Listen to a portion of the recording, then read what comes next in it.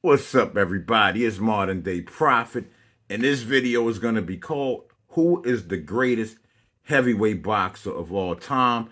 And we're going to put that shit to bed once and for all. Man, I heard Floyd Mayweather do an interview, and he said that Lennox Lewis could beat Muhammad. He could beat a prime Lennox Lewis could beat a prime Muhammad Ali. And I totally disagree with that. That's what really made me want to make this video. Because I'm going to tell y'all, we're going to figure it out once and for all who really is the greatest heavyweight of all time. Most people say Muhammad Ali was the greatest heavyweight. Then you got some people who say that Lennox Lewis was the greatest heavyweight. Some people even say Mike Tyson was the greatest heavyweight. But I have the 7 greatest boxers in heavyweight history. The 7, we have Riddick Bowe, George Foreman, Muhammad Ali, Lennox Lewis, Vitaly Klitschko, Larry Holmes, and Mike Tyson. Now, an argument could be made for any one of these fighters for being the greatest heavyweight of all time. But we're going to figure this out through a process of elimination. And what I'm going to do, I'm going to X out a heavyweight until there's only one heavyweight left. And whoever that heavyweight is, that's the GOAT. That's the GOAT of heavyweight boxing, the greatest of all time. Now, I got the stats up here for y'all too. You know, I got some very interesting stats y'all want to pay attention to. For instance, Larry Holmes, 48-0 win streak. He won 48 fights before he eventually lost to Michael Spinks. That's crazy. That's insane. That right there could make Larry Holmes a contender for the best heavyweight. You know, George Foreman went 40-0 before he lost to Muhammad Ali. 37 knockouts. 37 knockouts. 40-0, 37 knockouts. That's crazy. Mike Tyson went 37-0. So what else do I want to point out? Take a look at George Foreman. 68 KOs. 68 KOs. Now, I didn't put it up here, but Foreman and Tyson had a lot of first round knockouts. You know, Mike Tyson, 44 knockouts. Larry Holmes also has 44 knockouts, but, you know, way more fights. The best knockout percentage on here belongs to Vitaly Klitschko. 45-2, 41 knockouts. Out of 45 victories, he knocked out 41 of them. That's crazy. That's insane. You know, so when we start looking at the numbers, and honestly, for this, I'm going to look at the boxer's entire body of work. I'm not looking at who was the best in their prime or at their best. I'm going to look at the entire body of work. I should point out, Riddick Bowe is the only fighter here who's never been stopped. He only lost one fight, and he had a no contest. He lost to Evander Holyfield. You know, in their 3-fight trilogy, he lost the second fight. And that was a majority decision. So that should be pointed out. Let's see. George Foreman was only stopped by Muhammad Ali. Muhammad Ali was only stopped by Larry Holmes. Larry Holmes was only stopped by Mike Tyson. Mike Tyson was stopped by Lennox Lewis. Lennox Lewis was knocked out 2 times, but not by anybody on this list. Vitaly Klitschko was stopped by Lennox Lewis and Chris Bird. Now with Chris Bird made him miss a lot of punches, and Vitaly threw his arm out and couldn't continue to fight. Chris Bird didn't beat him with punches. Vitaly hurt his shoulder or something in that fight. And when he fought Lennox Lewis, I think it was a doctor stoppage because Lennox had beat his eye right off his head almost. So I think the doctors had to step in and stop it. And that's why he got stopped. But, you know, nobody knocked him down or out ever. You know what I'm saying? Klitschko had, you know, definitely had the iron chin. Mike Tyson has probably been knocked out more than anybody on the list. You know, to be fair, Mike was a killer up until he fought Buster Douglas. And then he went to jail. And then he was never the same. He was never the same as he was before he went to jail. And I should point that out. I should also point out about Riddick Bowe, even though he only has the 1 loss, I do got to point out that at the end of his career, his last 2 fights, he was getting the brakes beat off of him by Andrew Golota And if Andrew Galata didn't get disqualified in both those fights for low blows, you know, Riddick Bowe might be 43-3, to be honest. To be honest. Um, let's see. Lennox Lewis lost to Oliver McCall, and who was the other one? Oliver McCall. Oh, Hasim Rockman. Lennox Lewis avenged both those losses, stoppages. But I should point out that when he fought Oliver McCall, he didn't really beat Oliver McCall. Oliver McCall had a mental breakdown in that fight and just stopped fighting. And Lewis ended up winning because McCall wouldn't fight back. But to be perfectly honest, I don't think Lennox Lewis could beat Oliver McCall. I think McCall knocked him out in the first fight, and if he had all of his faculties in the rematch, I think he would have knocked Lennox Lewis out again. I think he was just too big and strong for Lewis at that point. Lewis got a gift, to be honest, you know, so that's why he not 41-3-1. But anyway, you know, those are just some things I wanted to point out, some interesting facts about these fighters. So we're gonna have to start the process of elimination. So I'm gonna tell y'all, even though Vitali was a beast, and don't get like after he lost to Lewis, he never lost another fight. He was champion for years. He was champion for like a long time, like very dominant. But my problem with Vitali is, and it's not his fault, but the competition was terrible during his reign as champ. There were no good heavyweights. He was the best by far, and his brother Vladimir was okay, but Vitali was definitely the best during that time. And there's no way I could put his record up against somebody like Muhammad Ali or Lennox Lewis or Larry Holmes or Riddick Bowe or even George Foreman. I could kind of compare his record to Mike Tyson because Mike Tyson is another one who has no notable names on his record, on his resume. The best were probably Larry Holmes and Michael Spinks, but they were kind of at the end of their careers. So, you know, neither one of them were in their primes when they fought Mike Tyson. But the first person that I'm going to have to scratch off is going to be Vitaly Klitschko. So Vitali's the first one gone. Now, let's talk about Larry Holmes. Larry Holmes was a beast, was an absolute beast. The bronze bomber was killing people with that jab. That joint was like a piston. It was so fast. Like I said, man, a jab will just totally disrupt your whole boxing game. It just does. And Larry went 48-0 before he lost to Michael Spinks. But he lost to Michael Spinks twice. And then he got knocked out by Mike Tyson, so he lost like 3 in a row. He lost 6 total, but he lost like 3 in a row right there. So, I can't put Larry Holmes above Mike Tyson. Not because Mike Tyson beat him, but because Mike Tyson not only knocked him out, but knocked out Michael Spinks, the other guy that beat Larry Holmes. So there's no way I could justify putting Larry Holmes over Mike Tyson. So Larry Holmes, so that means he got to come off the list. Now, I'm about to hurt some feelings here. I'm about to hurt y'all feelings because Muhammad Ali, I can't put him above Larry Holmes. Larry Holmes is the only one that stopped Muhammad Ali. And I think even though Muhammad Ali was kind of at the end of his career, he had just beat Leon Spinks before he fought Larry Holmes. And then Larry Holmes stopped him. And when I look at their body of work, I'm going to tell y'all something about Muhammad Ali y'all probably don't know. Like I said, Muhammad Ali had the best footwork of any heavyweight in the history of boxing, and he had a lot of intelligence to go with his natural talent. But Muhammad Ali didn't always take boxing seriously.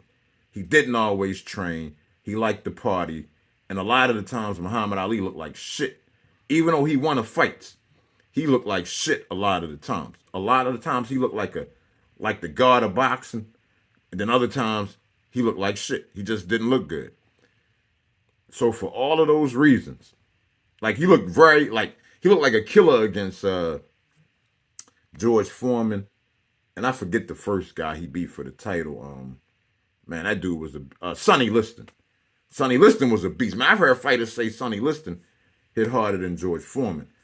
And Muhammad Ali beat Sonny Liston when Sonny Liston cheated, put something on the gloves, messed up his eyes, and he still beat him. So Muhammad Ali has some serious feats, and what he did to Foreman, is like unforgettable. But like I said, a lot of his fights, he didn't look that great. He didn't.